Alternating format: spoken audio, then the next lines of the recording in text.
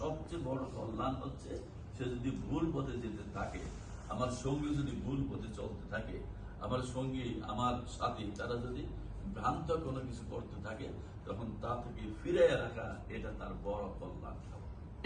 এজন্য আমাদেরকে এটা মনে রাখতে হবে যে আমরা কোনো সময় আমাদের কোনো সঙ্গীরা যদি ভুল কার্যক্রম করে, তখন তার সাথে ব্যক্তিগত মহব্বতের কারণে আমিও সেই ভুল পথ করলাম, এটা যেন কখনো না হয়।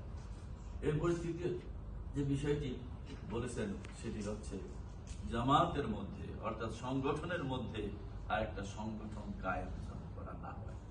সংগঠনের মধ্যে আরেকটা সংগঠন কোনোভাবেই জামাতের মধ্যে আরেকটা জামাত এটা জায়েজ নাই, এটা সুস্পষ্ট হারাম। এটা সুস্পষ্ট হারাম, জামাতের মধ্যে জামাত হবে না।